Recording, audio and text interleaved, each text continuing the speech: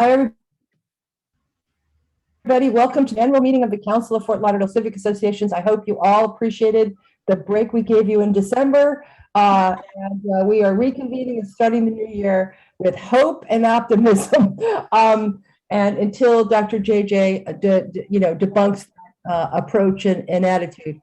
So why don't we go ahead and get started with the roll call. First, Vice President Peliquin, I turn the floor over to you. Okay.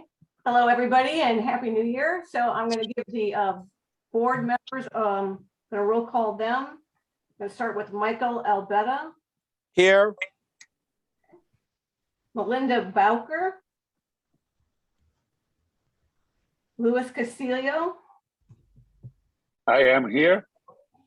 Jim. Happy birthday, Melinda. I don't think Melinda's on yet. Jim Hannon. I'm here.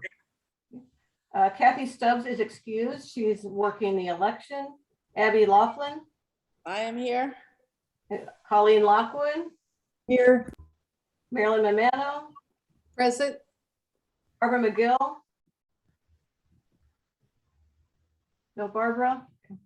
Mary Peliquin, I'm here. Frankie Lane. I know I saw him. I'm going to mark him as present. And then Dennis Ulmer. Dennis is also working the election. So both he and Kathy are excused because the polls don't close till 7 o'clock. And then just once again, and I can see the people are doing it, if you could put your name and what association you're from. I really should know everybody by now, but I don't always get it right. So I would appreciate that I can mark you down as present. So that's it for the roll call, Colleen.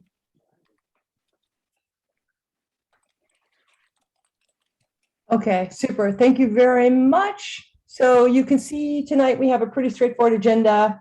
We're probably going to start with JJ, but before we go to him, and I know you all are anxious to hear from him, I do have an announcement to make and a few remarks to make following the announcement. So if you'll bear with me, I will be stepping down as the president of the council.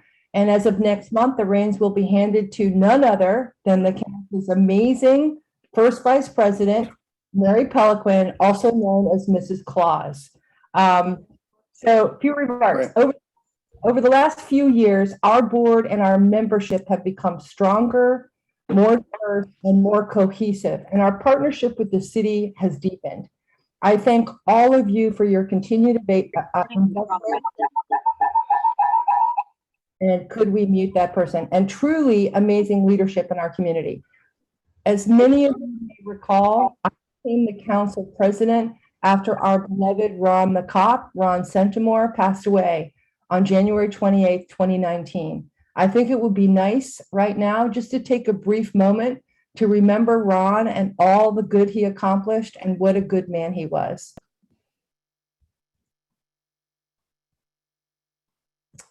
Thank you all so much. What followed Ron's passing was an amazing outpouring of community support. Dozens of you stepped up to deliver food to Ron's widow, Kim. That went on for months. Kim received sustenance both in the form of the meals that you delivered to her and from seeing and spending time with each of you during a very difficult time. Steve, Barbie, Michael, Marilyn, Mary, so many of you chipped in. Tragically, we lost Kim nearly a year later, but in the aftermath of Ron's death until her passing, we as a community were there for her. Who could forget the wonderful surprise birthday party we held for Betty Shelley's 90th? What a tribute to another long-serving and beloved leader of our community. These are two small examples of what this council is all about. Our entire intent is to help lift each other up and help our community be better. The other ways we are doing that, let me show you something else that I have that I think is a good expression visually of an important concept. Bear with me. So this is a slide from the joint workshop that we held with the commissioners and the city mayor back in May of 2019. And I think the visual is very self-descriptive. We believe a better community starts with informed citizenry. With rare exception, and I think you all know this pretty much by now, the council does not take sides on specific issues. Rather, we work to provide information from knowledgeable experts that will help you better understand the citywide topics that cross all of our desks. Consider just a few of our speakers from last year. Alan Cohen and Lee Weintraub providing the excellent discussion on the ins and outs of P3s.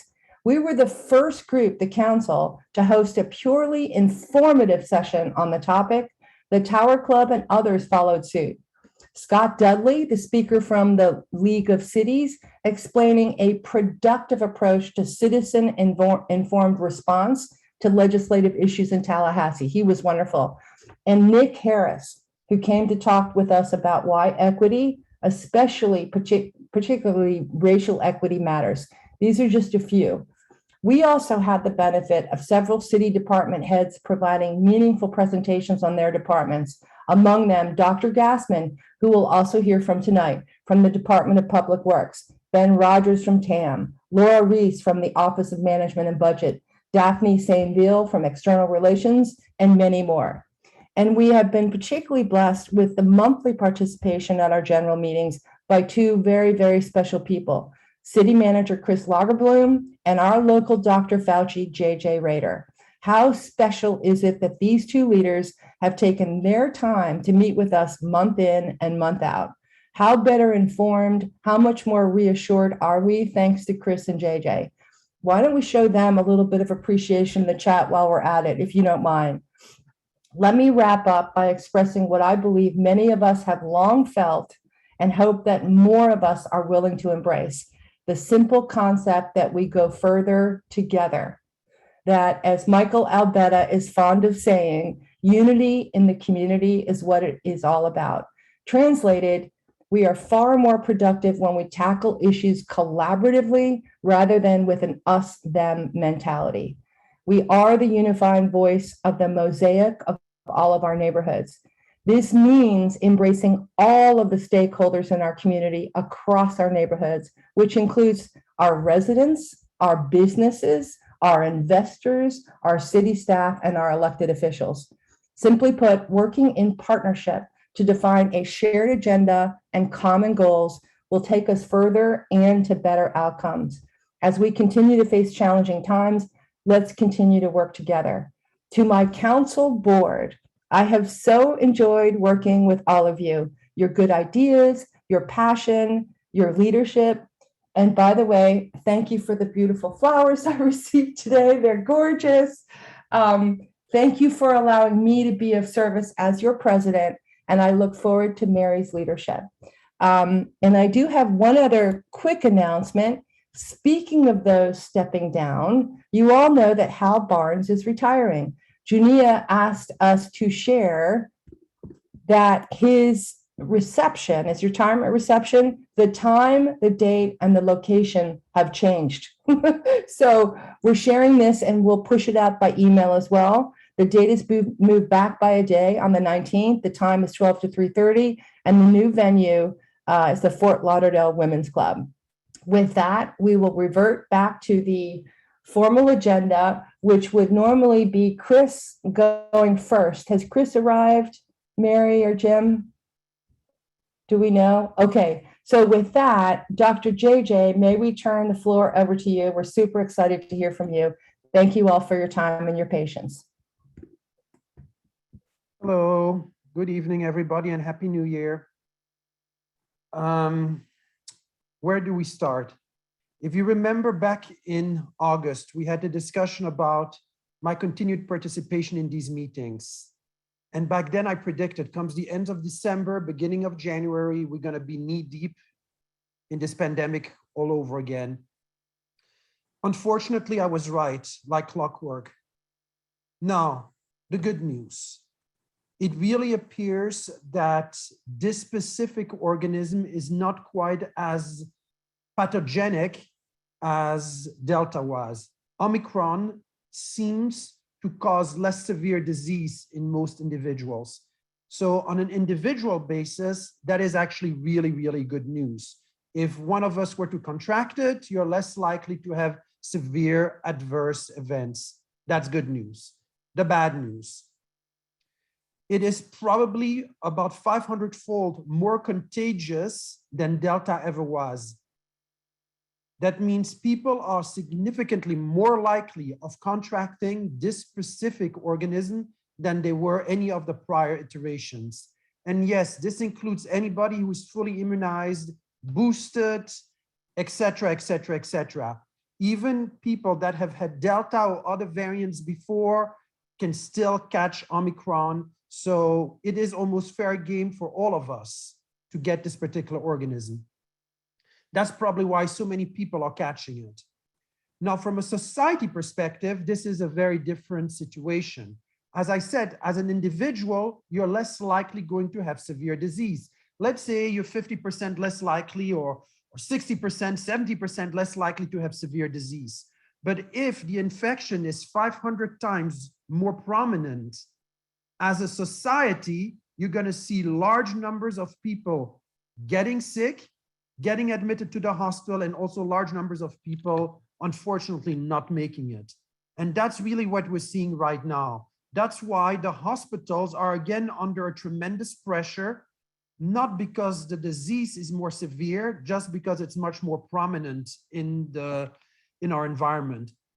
The other thing that this has engendered is disruption to the supply chain, disruption to flight, disruption to all kinds of services. Recently, I read TSA at some of the airports had to cut back some of the check-in lines because they did not have sufficient officers to do the check-ins. Airlines have had to cancel flight because of flight crews, pilots being unavailable, et cetera, et cetera, et cetera. Now, that is the not so good news. Now, let's go back to some good news. If we see what happened in South Africa, after they had peak of Omicron, within 2 weeks, it tended to dissipate quite rapidly. So after you reach peak, the downfall was quite rapid. And by all accounts, I think we may be looking at peak, or we may be even be slightly over peak, in my opinion. That means that probably by the end of the month, we may have seen the worst of this particular strain behind us. Now, what does that mean going forward? Last time, almost like a crystal ball, I predicted this particular wave to happen. What comes next? Well, I really don't know. And here's why. Everybody was talking about herd immunity, herd immunity. Now, if you have large numbers of people in the community, let's say 60, 70% of patients that will contact Omicron, you're now going to have a large reservoir of people that will have some degree of immunity, at least in the short term, and that will make it harder for the virus to replicate. Now, that's on the good side. The bad side, this virus has surprised us now 4 or 5 times already. Who says it's not going to surprise us one more time going forward? So really, at this point in time, I just don't know what to think. Are we going to get hit again in 3 or 4 months? Or is this, the big bang and this is it, this is over and this is behind us? It's really, really hard to predict. As far as what can we do? And the best thing I read about this is from Mrs. Lee. She's a law professor at the University of New Hampshire. And she had a very insightful thing she said. Stay indoors, but also return in person. Wear a mask, not that one, the expensive one, the one you can't find. Take a rapid test, which you can't find. But if you find it, don't buy it because the rapid tests don't work. You know what? That to me summarized it very, very well. There has been complete disarray by the regulatory agencies to tell us what to do, what to expect. We're now 2 years into the pandemic. And to me, what is a damn shame is the fact that the testing equipment is not available. We are probably, by all accounts, the most powerful country in the world. Yet we cannot generate a few million test kits for COVID. This is incomprehensible. That to me is a failure at the highest level. As far as going out in the community to be tested, well, have you guys tried? I did. you go to get tested and they tell you you're going to have the results in 2 or 3 days. That's nice. What you do to the family? Do you isolate them? Don't you isolate them? Do you isolate them for how long? 5 days, 10 days? So there's been a complete lack of leadership. And I think that is the sad takeaway message for somebody like me fighting in the trenches. As far as I know, this is going to come up, if it hasn't come up yet, treatment.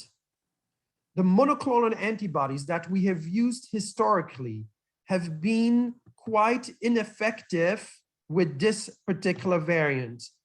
There is another monoclonal antibody, which is called Sotrovinimab, and that one appears to be effective against Omicron, but guess what? It's essentially unavailable. I'm going to put the name in so people can actually see the name of this particular monoclonal antibody. The other thing that is sad is historically, you can go to your local ER, you could go to some infectious disease specialist, they could provide you the monoclonal antibodies. That is done now. You have to go to centers because all of this is pretty much now administered through the federal government, then through the local Department of Health.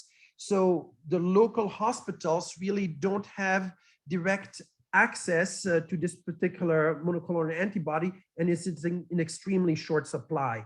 The one redeeming feature is most people who get it get mild symptoms. So that is really the one redeeming feature in all of this. I would say at this point in time, continue being careful, continue taking good sensical measures. I mean, I've been advocating the KN95 mask since the beginning of the pandemic. If you remember, I even showed it to you guys. Now the CDC is coming out. If you can tolerate wearing a KN95 mask, well, that's the one you should be wearing. So I feel a little bit vindicated, 24 months later. But, that should be the best mask. If you go out in public, wear a mask. If you haven't had Omicron and you don't wear a mask in public, vaccinated or not, you're likely going to catch it. I expect probably between 50 and 70% of the population to have Omicron before this is over. In some areas, it's already up to 50%. So in New York, in certain neighborhoods, it's already at 50%. So the 50 to 70% is not that far off, I think.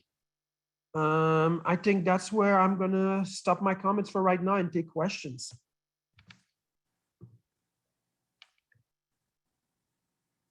I see Jason has his hand up. Marilyn has her hand up. And then if other folks want to put their questions in the chat, you're welcome to. And then James Labrie. So we've got 3 folks wanting to ask questions. Jason, come on. Come ask a question. Dr. JJ, do you recommend that other civic associations stay remote at the moment, or is it okay to do a hybrid with mask wearing? At this very moment in time, I think the abundance of caution would be to remain remote. Why? Because if things go through by next month, this may no longer be an issue. Omicron may be over in South Florida. So I would say for right now, by next meeting, it may not even be an issue anymore. If you would want a more specific answer to that, I would say a week or so before the next meeting, reach out to me and I would give you my honest opinion at that point in time. But at this point in time, it may very well be over by then. And if I could ask you to stop sharing your screen, sir, thank you. Marilyn, you can go next.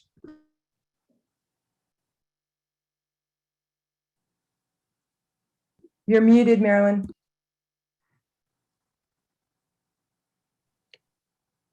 Okay, Dr. JJ, if you're already vaccinated and boosted and you do get Omicron, does that give you, and you get through it, does that give you additional or different kinds of immunity or just boost the immunity you have?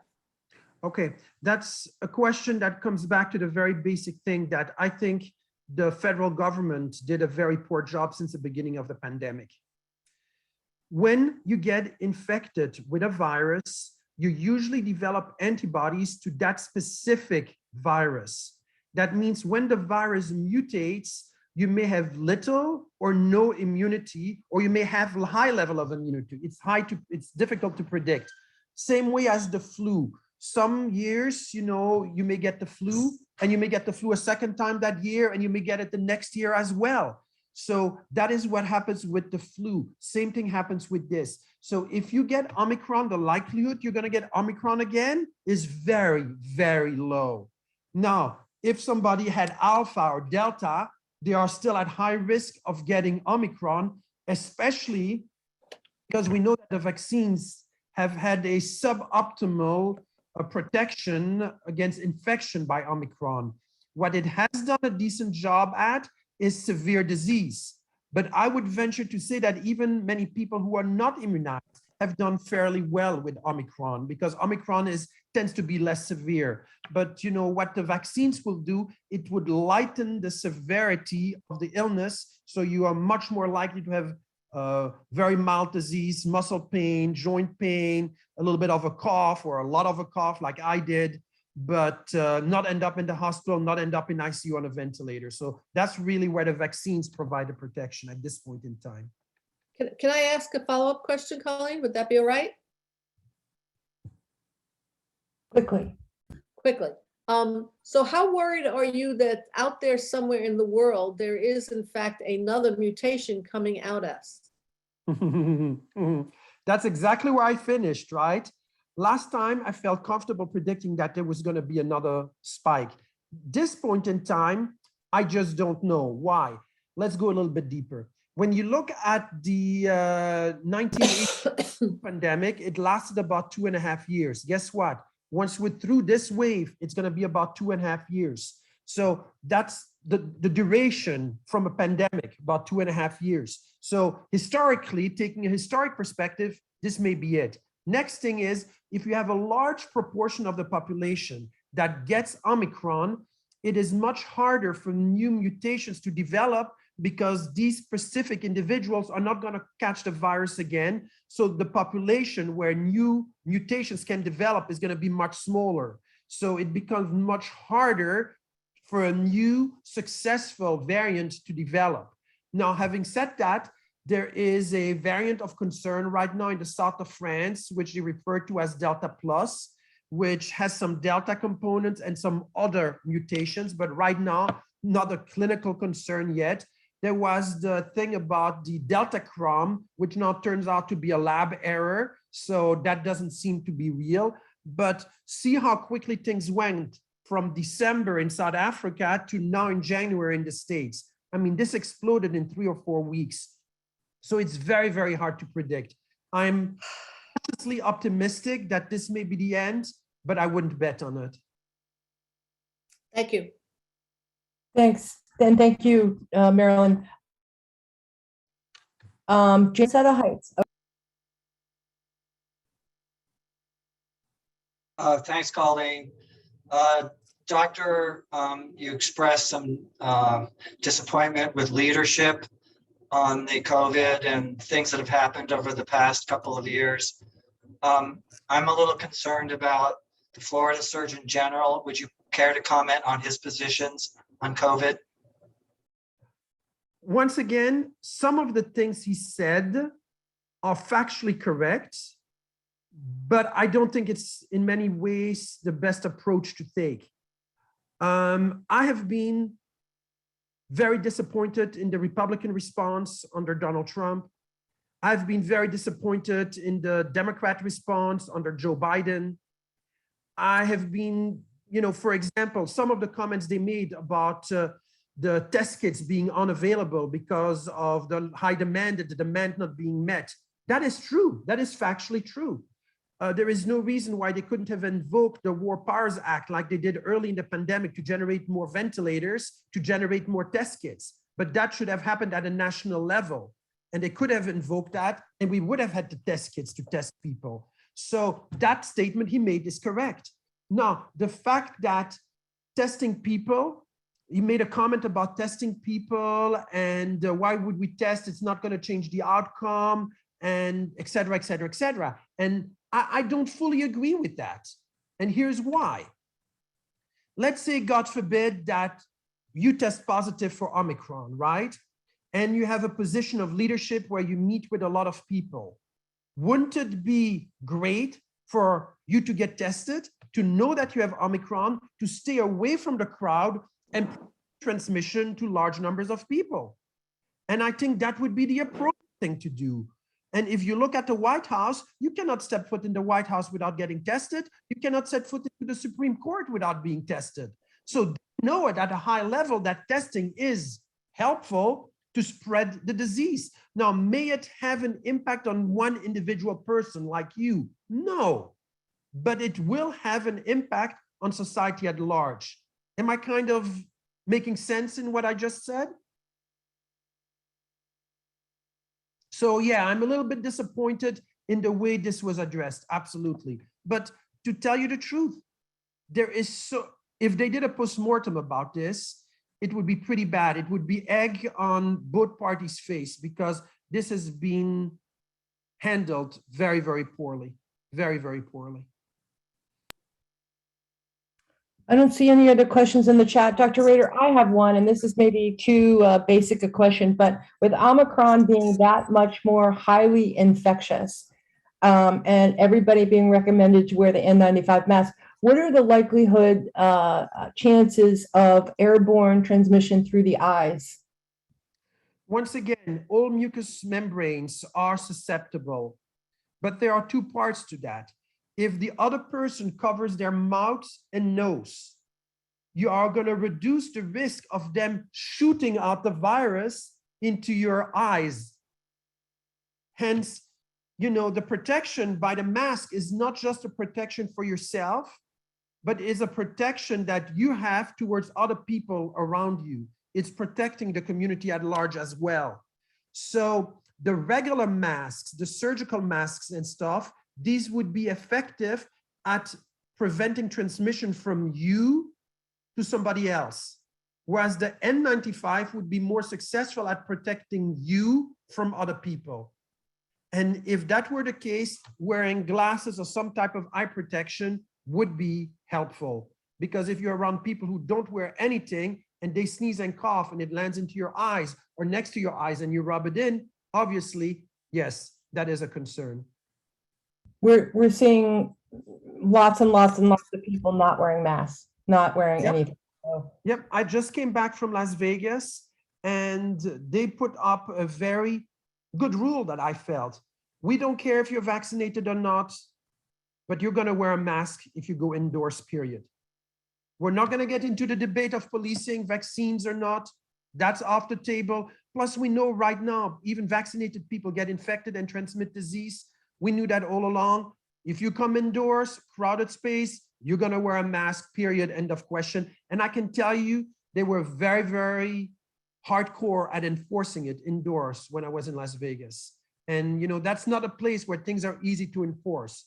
And I would say probably 99% plus of people were wearing masks indoors. I wish that were the case here. We have one last question from Kelly Manning. Is it okay to reuse a mask? I'm assuming she means the more flimsy ones, paper ones. So you need to be careful about reusing masks. If you go to a surgical mask, those masks will start disintegrating literally within 4 to 8 hours. I wouldn't even wear a surgical mask, a regular blue surgical mask or yellow surgical mask all day, because they will disintegrate and you're going to start sucking in particles. And the more the mask disintegrates, the less effective it will be. When you go to a KN95 mask, these are much sturdier masks. When you hold one, you're going to feel it. It's much sturdier. And these masks, I would say you can definitely reuse for a few days. You can even do a few more things. You can have more than one mask. You can hang it in the rear view mirror of the car, especially if the car is outdoors. UV light will kind of help clean it out, air it out. Some people have used a small personal UV sterilizers that are this big where they put their mask in, and that helps. So yes, you can actually reuse the mask. And I can tell you, in the hospital during the height of the pandemic, the N95 masks were reused in patients with confirmed COVID as we were going in and out of different patients' rooms. So definitely, yes, the mask can be reused. You need to be a little bit more careful not to contaminate the inside of the mask with what's on the outside of the mask. But yes, definitely.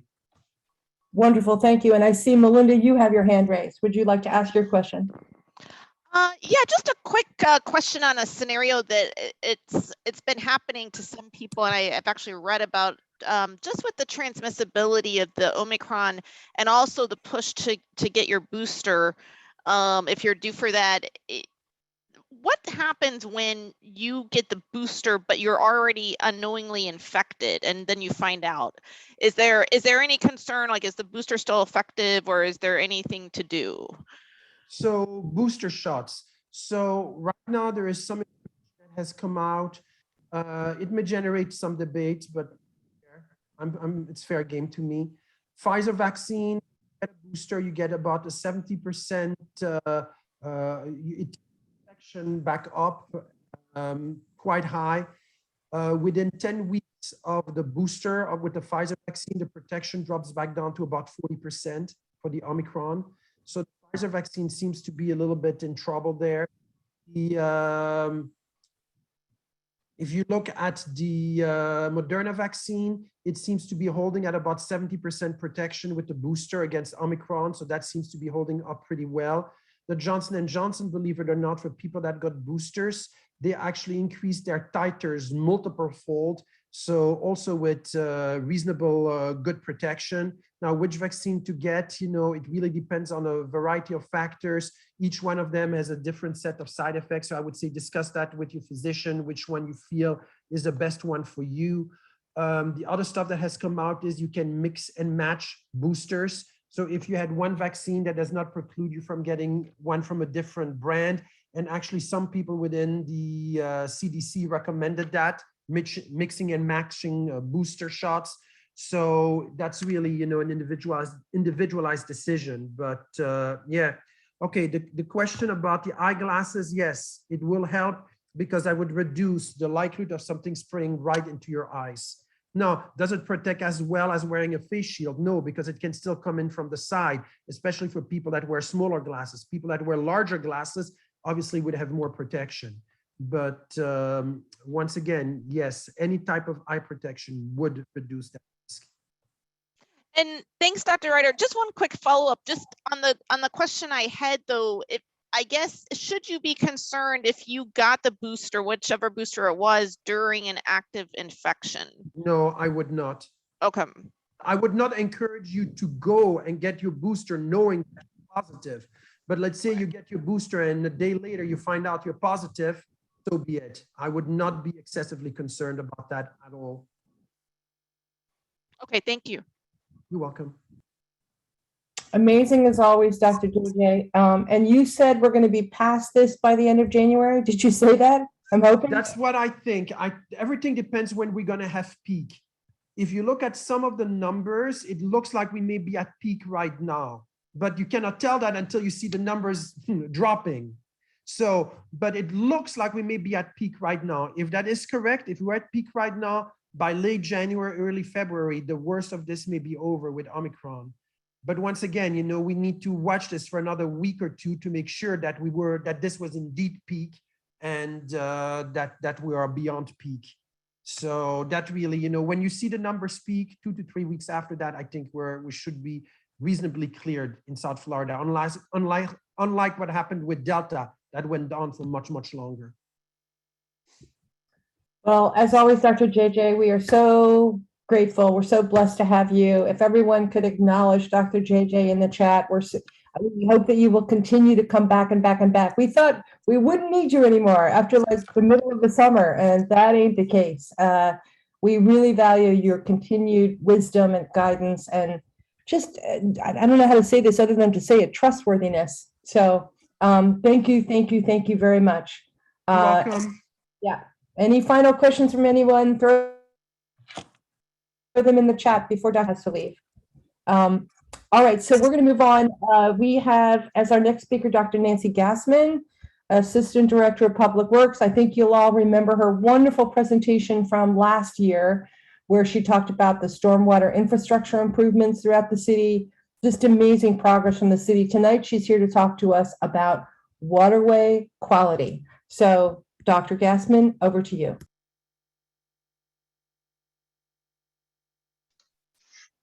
Thank you, Colleen, and thank you for the invitation. Can everyone hear me okay?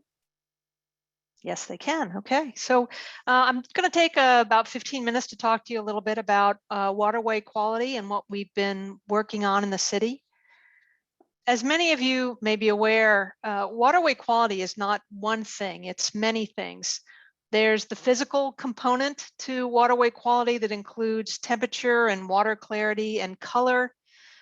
Many of our waters in South Florida tend to have kind of an iced tea sort of color, and that's because of tannic acids that come from the peat soils in the Everglades as water flows through those areas.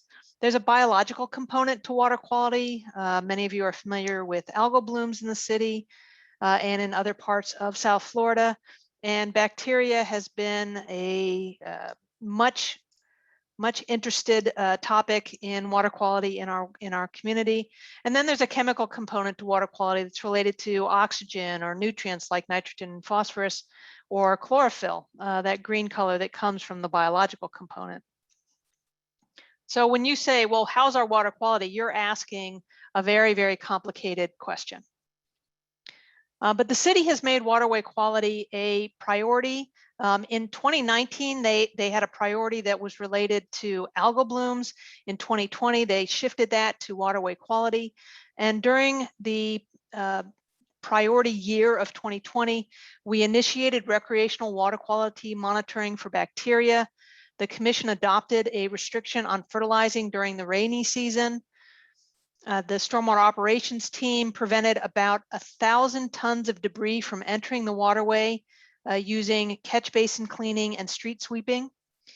We've also installed 57 pollution control devices in catch basins in various neighborhoods. And we did a lot of research on how to mitigate algal blooms and how to prevent them in the coming years. Well, once again, the commission only adopts 5 or 6 top priorities each year. And again, in 2021, they adopted waterway quality as a commission priority. During this year, we completed the National Pollution Discharge Elimination System, or NPDES, permit requirements. We do that every year. But this year, there was an additional focus on looking at how to address some of the concerns in the North Fork of the New River. We engaged the Miami Waterkeepers team to do weekly water quality monitoring at 10 sites for recreational bacteria concerns. We piloted some protein skimmer technology, initiated some remediation of water bodies impacted by the 2019 and 2020 wastewater discharges, which included removing sediments and debris that had come into George English Lake at George English Park. We've initiated installation of aerators at 4 different sites, and I'll talk a little bit more about that in a minute. And we've also initiated an algal bloom prevention pilot in the Citrus Isles area. When you contemplate how to address waterway quality, stormwater is one of the really critical components. And the city has developed a watershed asset management plan to address not only flooding and stormwater management throughout the city, but also to address waterway quality. And on the left side of your screen, you see that there are 5 goals. And the second one is to improve water quality in our natural resources. But if you look at the graphic on the right side, what you see is that every one of our goals, with the exception of reducing flooding and adapting to sea level rise, all those other goals have an environmental component that includes water quality concerns. So 4 of the 5 goals within our management plan for our watersheds includes an environmental component. Everyone's familiar with a storm grate in the street. You see that grate, you don't think too much about it. You know that's where the water goes, but you don't know where it goes afterwards. A lot of people don't understand or have never had an opportunity to look inside a storm grate. And so the graphic on the right is a look inside a storm grate. while we're cleaning it. That's what that big pipe is that's coming from the sky. And the reason that we have that circular half circle, half dome device in the catch basins, that's called a pollution retardant baffle. And if you look at the graphic on the left, what it shows you is that as floating debris and sediments flow into our catch basins, that pollution retardant device keeps the floatables from being able to get into the outfall. And because of the way that it slows the water movement, it allows the debris to sink into the bottom. And so a lot of how we're managing our water quality, at least from a stormwater perspective, is how we are managing our catch basin systems. One of the things that we have shifted doing at the city is that we now do proactive inspections of all of our catch basins twice a year. So we had over 15,000 proactive inspections, and those proactive inspections of the catch basins help generate repair orders, but they also generate catch basin cleaning work orders to make sure that not only is the system clean for a water quality aspect, but also that will help with flood prevention. And that resulted in catch basins cleaning of over 5,000 of our catch basins last year. And I mentioned street sweeping. Over 22,000 miles of curb streets were swept last year by the city. And in doing so, we captured nearly 1,500 tons of debris. And again, that captured debris will not end up in the waterway. And so that improves water quality moving forward. And the city also has 2 large pollution control devices that we cleaned twice last year. A lot of people like to talk about floating debris and pollution in our canal systems. The city has really made a huge effort to reduce the impact of this floating debris in our waterways. As you can see in the lower left, in fiscal 2018, we collected about 15 tons of debris from our waterway through our canal cleaning programs. In fiscal 2021, we collected 10 times that amount of debris out of our waterway. And that just demonstrates our increasing efforts to pick up that floating debris out of the canal system. We've also done a lot on education and awareness. Again, I mentioned our National Pollution Discharge Elimination System requirements. We put out messaging on pesticides and herbicides, as well as when and when not to fertilize.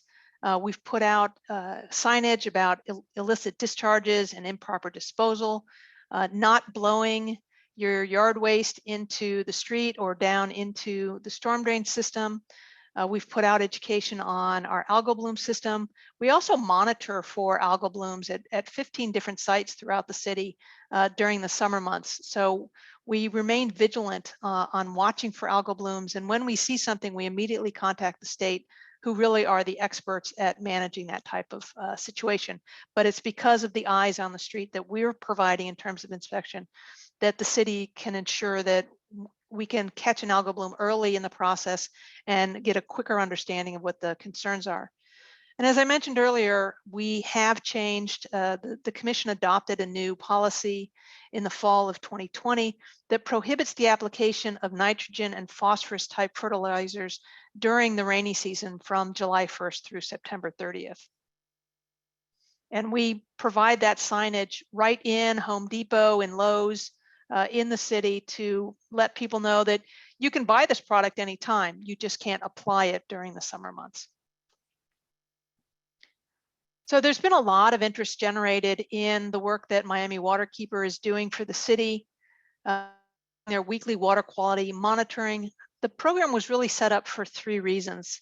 The first one was to provide transparent, near real-time bacteriological data through a cell phone app called Swim Guide, so that people could know within a day of what the water quality were throughout the major recreational waters in the city.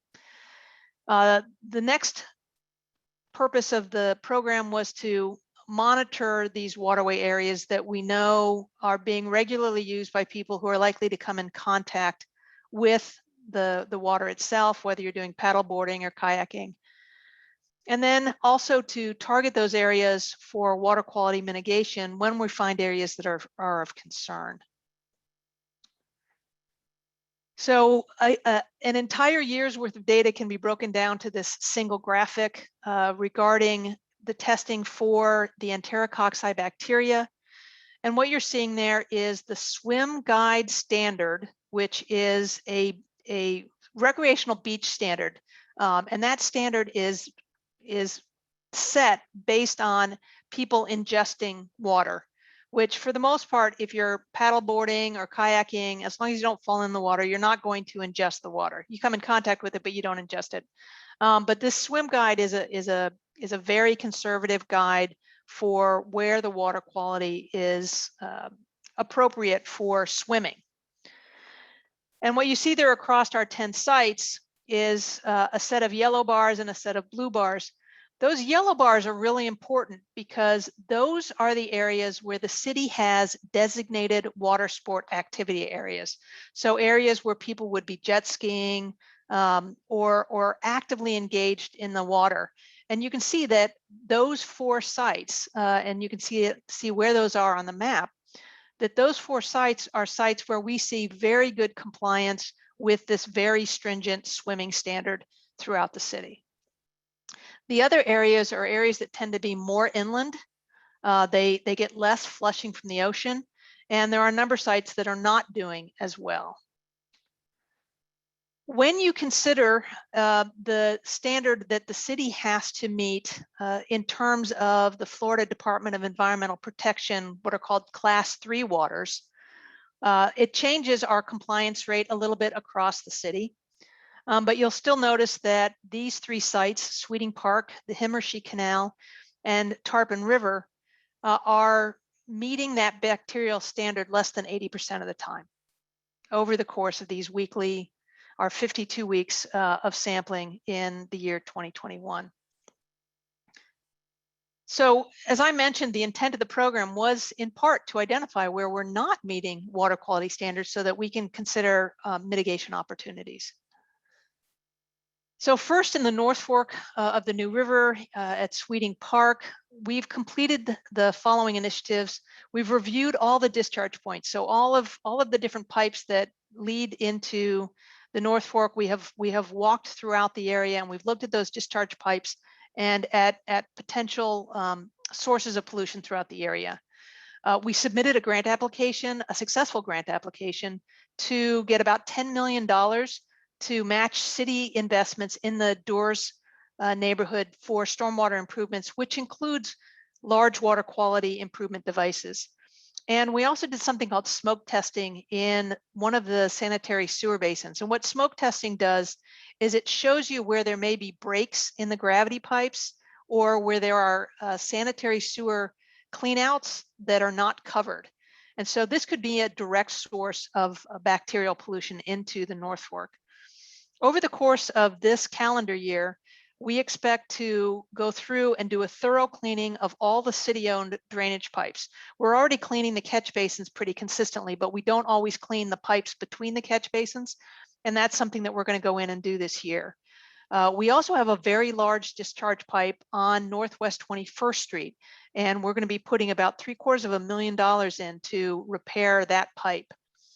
As I mentioned, we're going to start initiating the construction of the Doors Stormwater Master Plan improvements. We're going to be installing additional pollution retardant baffles that I showed you in one of the very early slides, those domed devices that go over the outfall to help improve retention of pollutants so they don't get into the river. And we're also going to assess opportunities to do swale replacement. And most people think that grass that's in front of your yard between the sidewalk and the roadway is aesthetics and safety from the roadway. But that swale area also has a very important drainage function, and it also has a very important water quality component to it. So we're going to be looking for opportunities in the North Fork Basin to replace drainage swales that are no longer functioning as they were intended. And that way we can capture more of the stormwater and reduce the potential for water quality concerns. So Tarpon was another one of our basins that we were concerned about. We have cleaned the state and the county discharge pipes that go into the Tarpon River. These tend to be much larger storm pipes. We've installed brand new stormwater infrastructure in the Rio Vista neighborhood. We've initiated water quality monitoring in the Western Tarpon. The Miami Waterkeeper site is in the Eastern Tarpon Basin.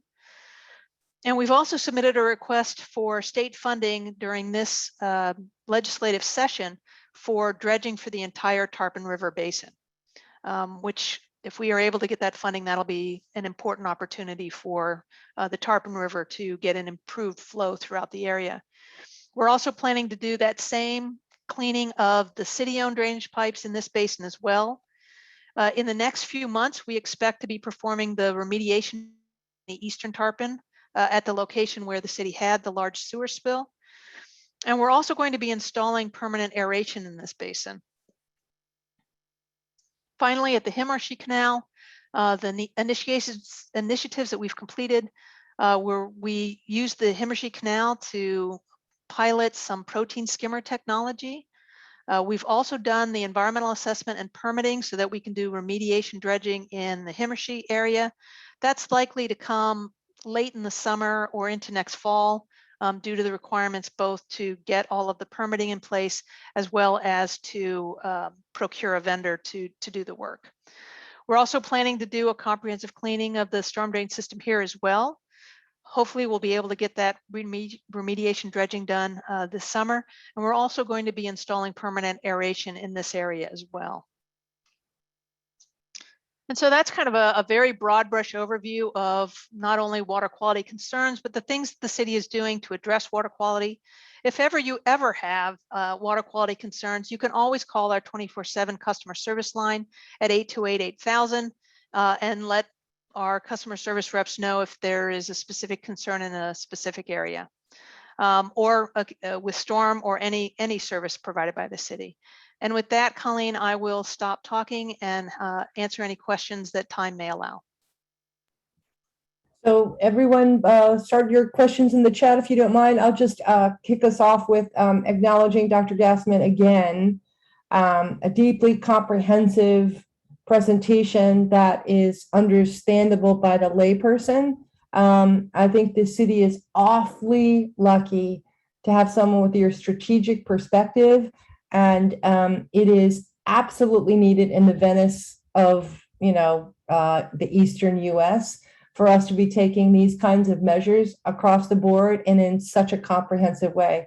That was an outstanding presentation. Will you please come back? We need you to come back and get us more educated on these things and help residents understand what they can do to help right along the way. But truly appreciate another wonderful, remarkable, comprehensive, detailed overview of great work being done by a great leader by you. Thank you.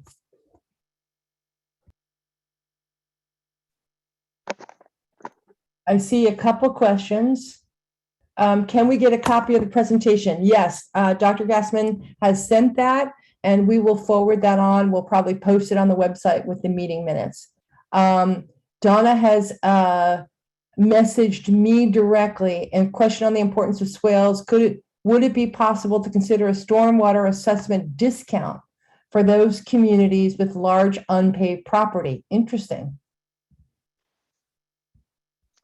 That is interesting. As many of you know, the stormwater fee was we developed a new methodology for doing stormwater fee. Our fee has gone off of the utility bill. It's now on your annual tax assessment.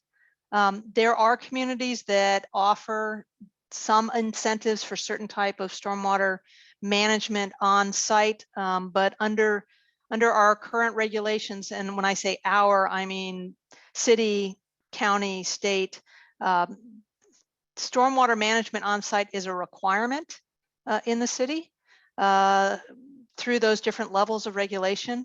And so at this point, I don't know that there is an opportunity to offer those types of incentives, but it's an interesting thought and I'll keep it in mind.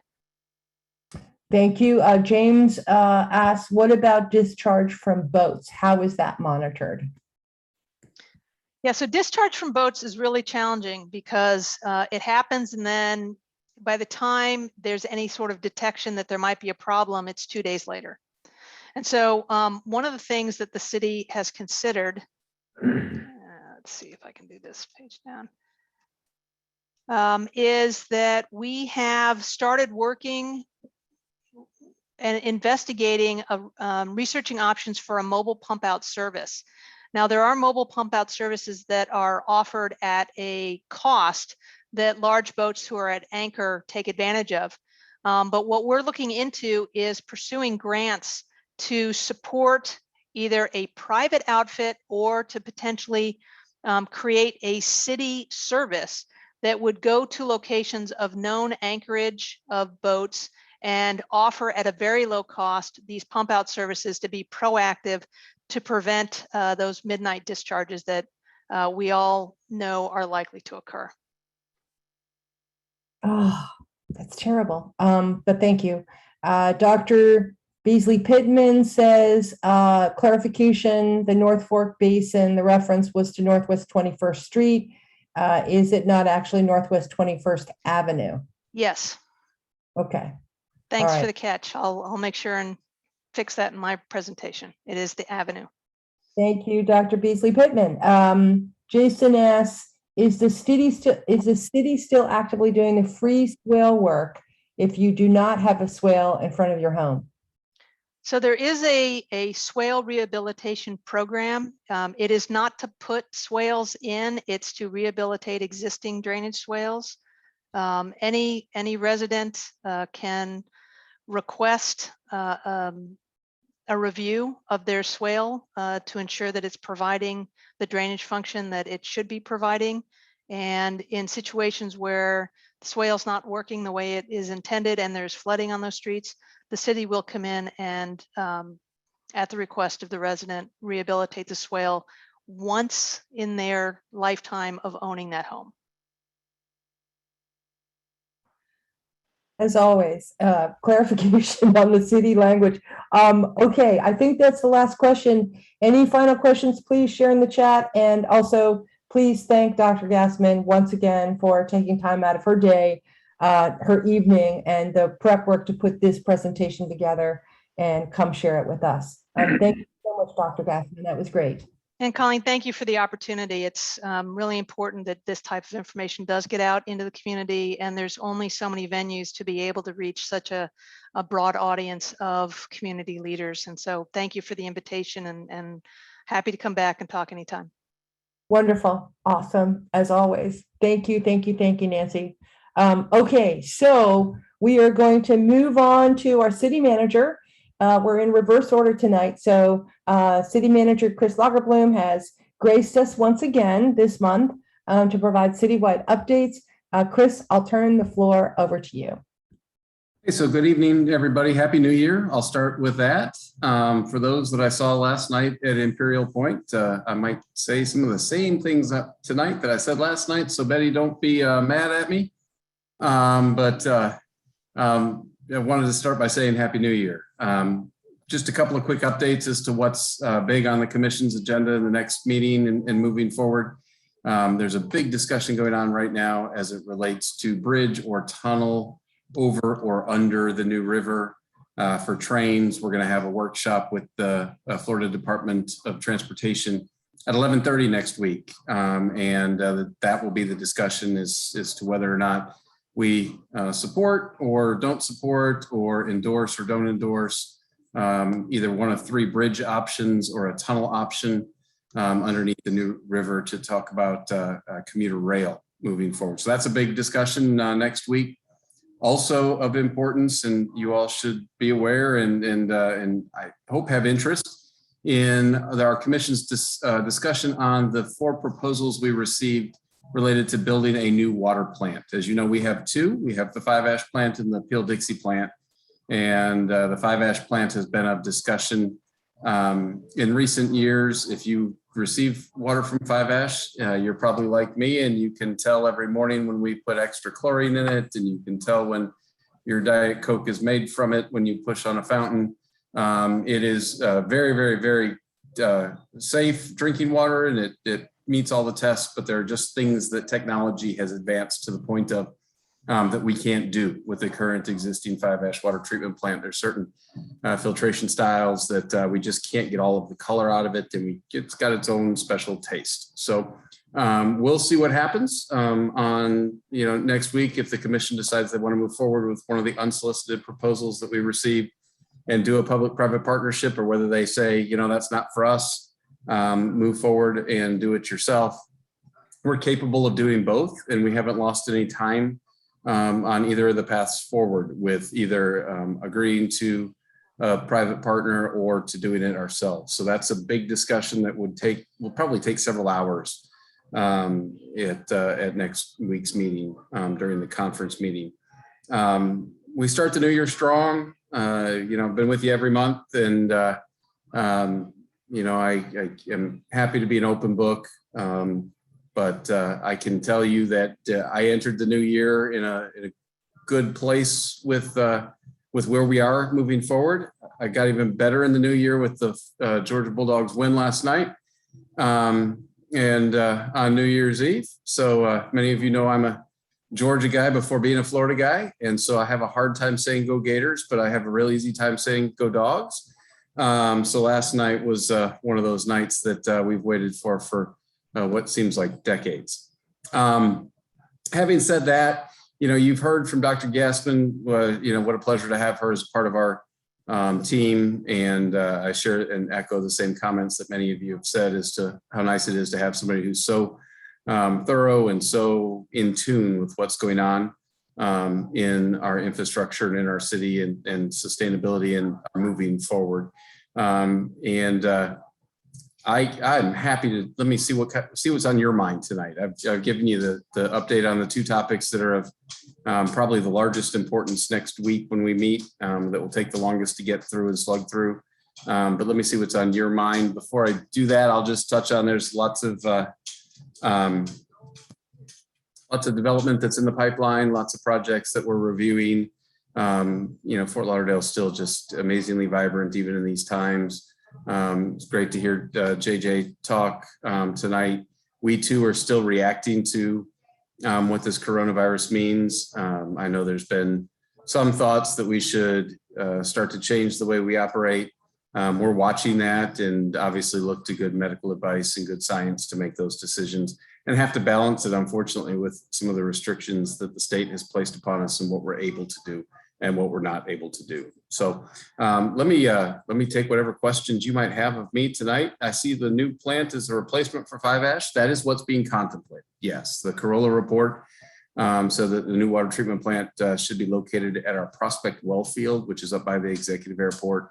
The new water would be distributed to the distribution system as it exists today in a pipe from the executive airport to where 5-ash is currently located there on Powerline Road. And it'll be a pivotal project for the future of our city.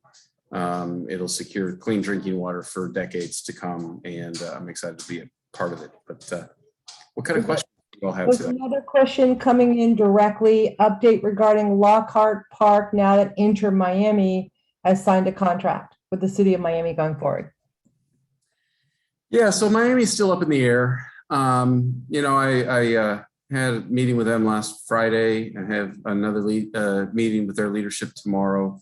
I believe that we're going to see them develop the balance of the site in short order. I saw Mayor Suarez appear on This Week in South Florida. They're still, even after an action of their commission, which requires a supermajority, they've got to go through a fairly significant rezoning effort to have Miami happen. So let's just say that all that falls in line and that Miami's politics don't get in the way of Miami's politics. We're talking still several years to plan for. So we're watching that like everybody else is. They have to obviously take the position that it's moving forward, and we'll be supportive of it. Whatever happens, because again, even if they do decide to move to Miami, that just means we lose them for 17 days out of a calendar year. Every other day they're still in Fort Lauderdale, they're still training here. This will always be the home training site. So It's really a question of whether or not 17 games happen down south versus up in Fort Lauderdale. So we'll watch it and see what happens. One more question. So minimal impact is what it sounds like, if and when. What is the status of Bahia Mar? Oh, one of my favorite topics. If I ever want to be at a commission meeting late, I just put Bahia Mar on the agenda. Miraculously, we seem to stay there for a very long time. If you followed along, the commission has really anointed or tapped on the shoulder, or whatever words you want to use, both Mayor Trentalis and Commissioner Glassman to work with the Bahia Mar folks. There are evaluations of proposals that have to happen and what they want to do. I know it's controversial as to whether or not condos should be something that are built on public land or not. We could probably spend all night talking about that, but it's still being talked about with the developer. Anything that will happen, could happen, might not happen, has to happen publicly. So I don't want anybody to think that there's anything happening behind the scenes or being pushed through. In Florida with the Sunshine Law, it becomes a little bit convoluted as to who can talk to who and when they can talk to them and all that good stuff. And so we try to stay as above board and lawful as we can there, which is why you see us have these workshops so that the commission can talk with each other about what progress Mayor Trentalis and Commissioner Glassman are making in deciding whether or not we ever contemplate an amended agreement with the Bahia Mar folks long term. So where it stood at the last meeting is that they were talking about an initial 50-year term, which is the minimum term that you can agree to so that condos can actually be developed, with a significant reduction in massing on the site, a significant reduction on building square footage on the site, retention of parks, working with the boat show and trying to figure out what site plan works for them so that when they're here, they can maximize their opportunities. And it's a lot of moving parts. And I wish it was a simple answer, but there's a lot of moving parts. And we'll just keep, we'll stay in the boat and continue with the discussion. I stay up to speed just like everybody else does as we hear from the different people that are negotiating and talking about it. So last three questions, Chris. The unsolicited proposals for the replacement of 5 ash publicly disclosed information doesn't seem to be available. Is that accessible? That's one question. Status on Pier 66, and then a direct message just to talk briefly and high level and generally, because it's not on the docket for the foreseeable future, the applicability of the 500-foot building elevation ordinance change, where that might apply and what that might look like. So those are your last three questions from our constituents. Oh, I can go for about 2 hours on those questions. But I'll try to do it in just a couple minutes. To this point, the proposals for 5 ash have traveled under the unsolicited proposal statute, which is that one that we talk about in section 255 of the Florida Code. And at this point, we have had shade meetings. Records have been retained, obviously, and court reporters have been there to capture what has been said at each of them. But the projects have traveled in the shade up until next week. And Ernst & Young is who we hired to do a financial analysis of the 4 proposals that we received. We received 1, which triggered an advertising period in which we received an additional 3.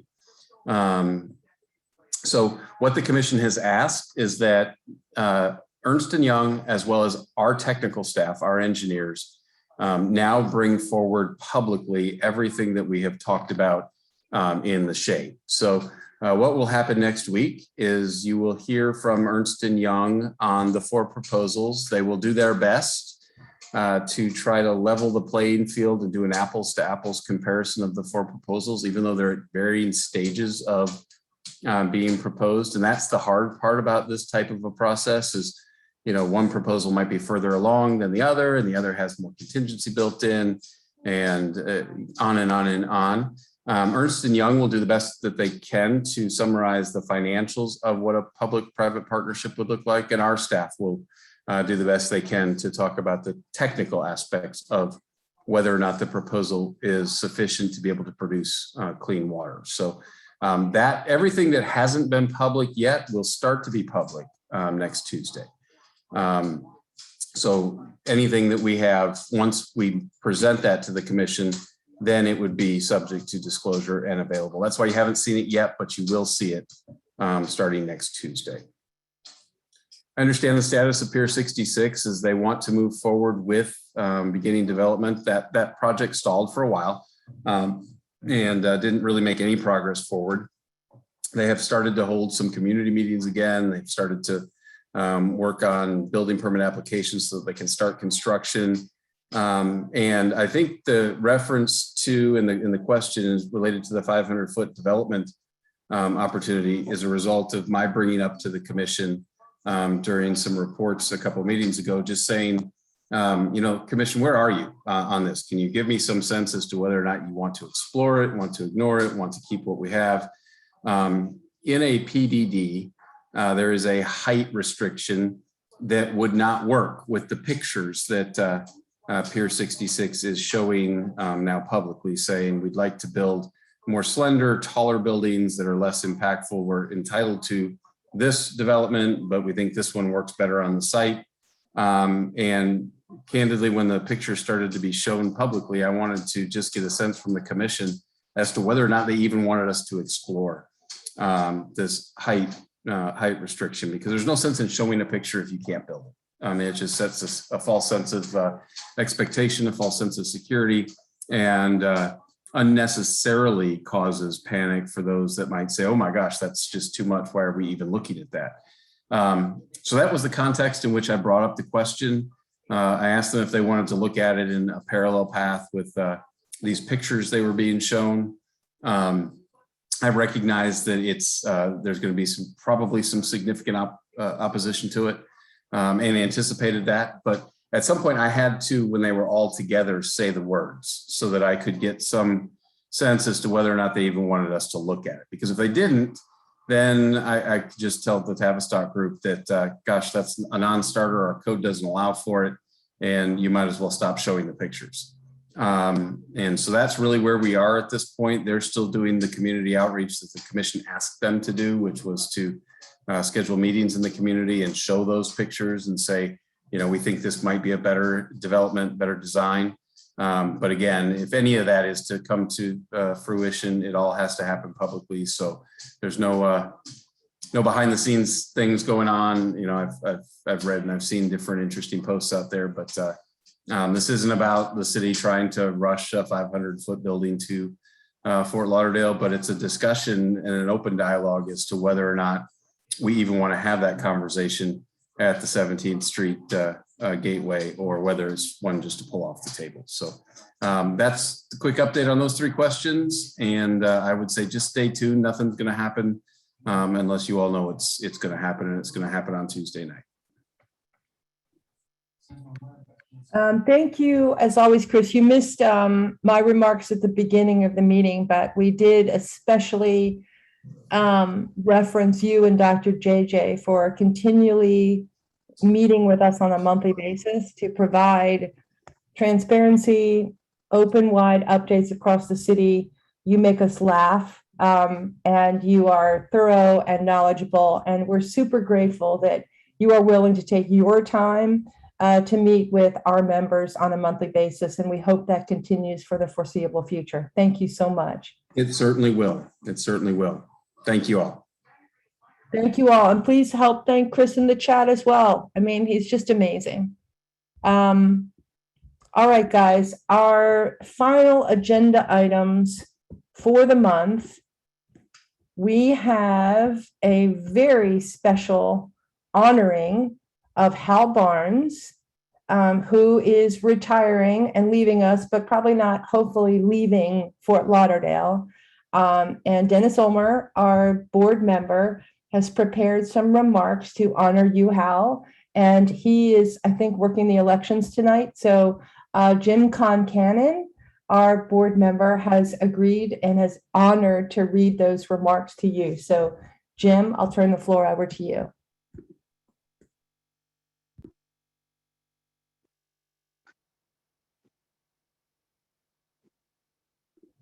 If Jim is still with us. Jim he was on mute. Sorry about that.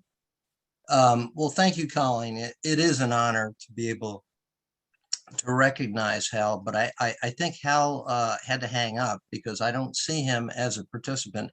And I know we weren't able to bring him in as a participant, as a panelist. So Under Jerry Pryor. Hey, Jim, if you can hear me, I'm under Jerry Pryor. I was wondering if that was you. Hal, listen. We're I don't having know if technical difficulties on this end. I didn't want to miss my last council meeting. Well, this is from Dennis. This message is from Dennis, but I think it speaks volumes about you. And I don't think there's enough good things we can say about your tenure with the city and all the things you've done. So I'll stop talking and I will read what Dennis wrote. Who is Hal Barnes? He's one of the people who has been an important part of our partnership with the city for so long, you can't remember when he wasn't there for us. Because of Hal, we've attracted so many talented interns to work for us, starting out in neighbor support.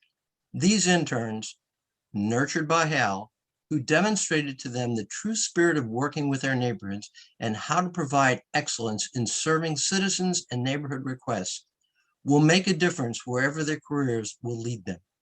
Hal also served as a director of Neighborhoods USA and brought national recognition for all that together we take pride in accomplishing.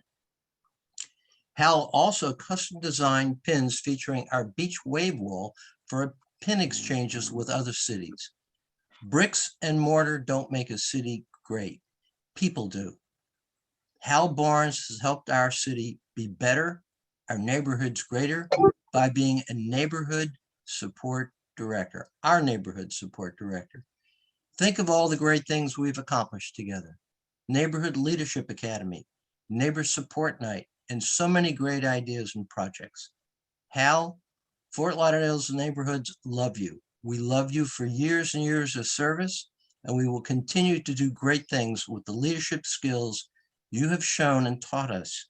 The Council of Fort Lauderdale Civic Associations, on behalf of Fort Lauderdale's great neighborhoods, wish you all the best in your well-deserved retirement. And candidly, in my conversation with Hal last Friday, I'm sure he'll have a hard time letting go of those phone calls that keep coming to him after he says, I'm out of the office.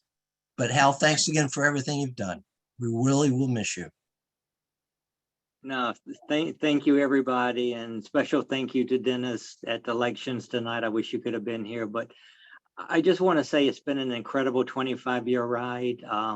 I've enjoyed every minute of it. I've enjoyed working with everyone on this phone call. So just keep up the good work. I'm not going far. I'm only 5 minutes away from City Hall in Victoria Park. And I do intend to stay involved with the neighborhood. So I don't think you've seen the last of me yet. Good. Thank you, Hal. Bravo, Hal. Let's show some love for Hal in the chat. And everybody should plan on attending his retirement reception. And you saw on the flyer, send memories, pictures, whatever. There's kind of instructions at the bottom of the flyer on how to handle that. That's going to be a big hoopla for a well-deserved leader. Thank you. Thank you, Hal. Okay, so we have two final agenda items. Back to the boring business of the council. We have the treasurer's report and the approval of the meeting minutes. So Melinda, I can pull up the treasurer's report if that would make it easy for you, and I'll turn it over to you.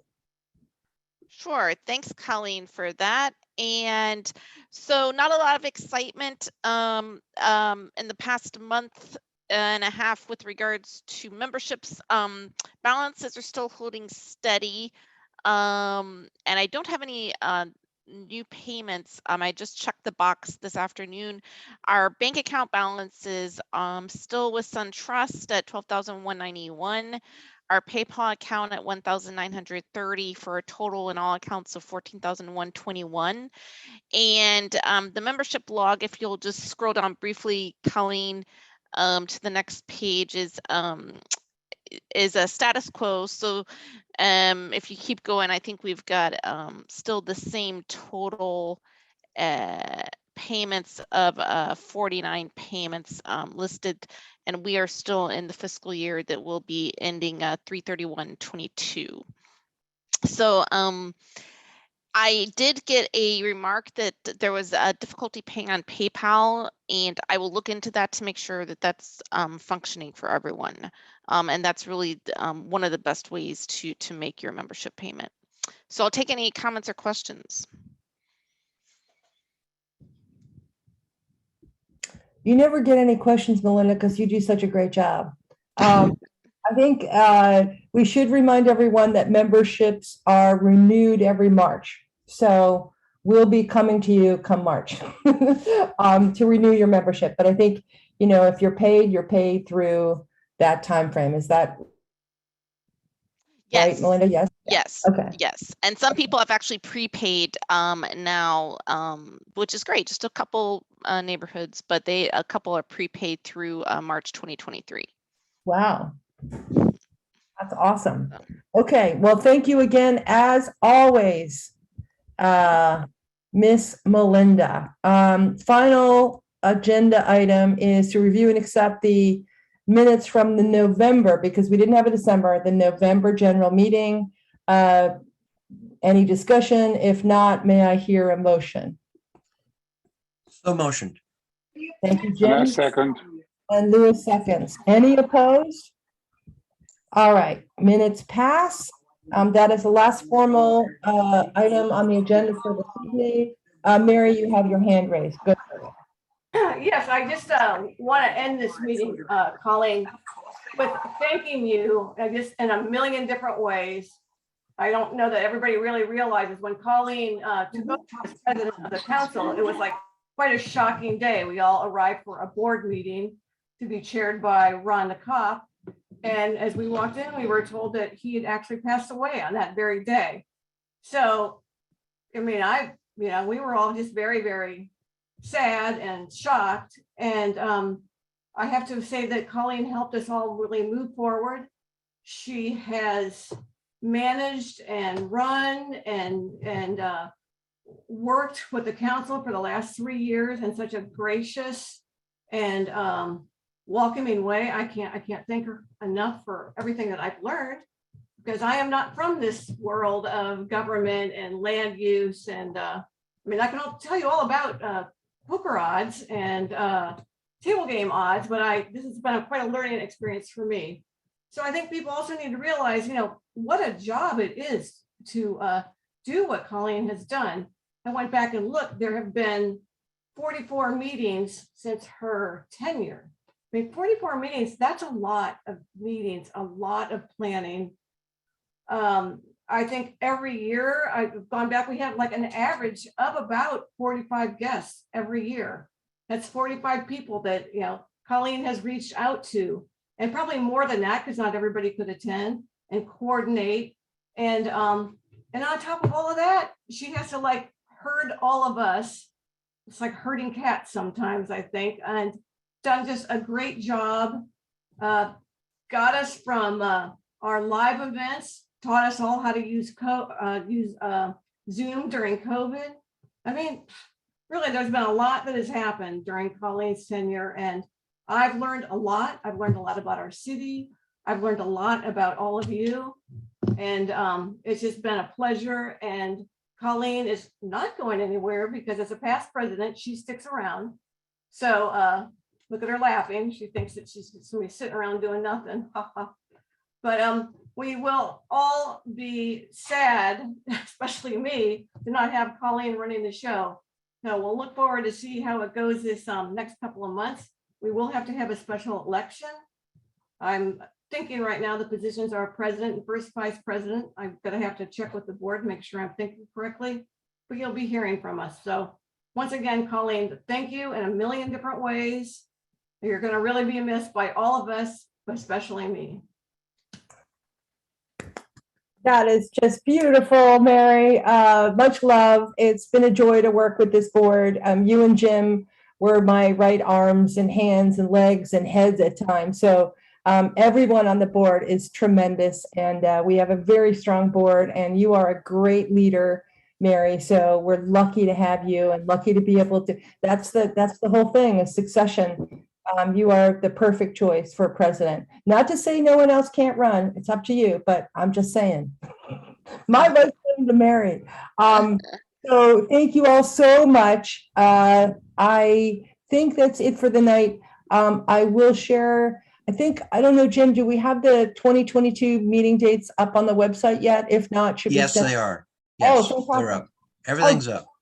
So this year's meeting dates are up on the website.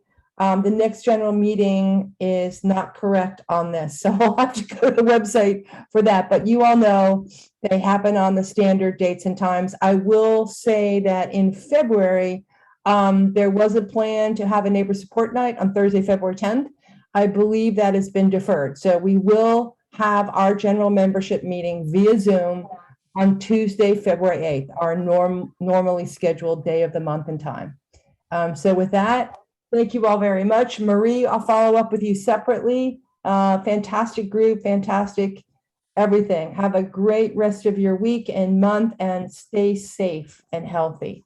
Thank you all. Thank you so Night, much, everybody. Colleen. Hi, Colleen.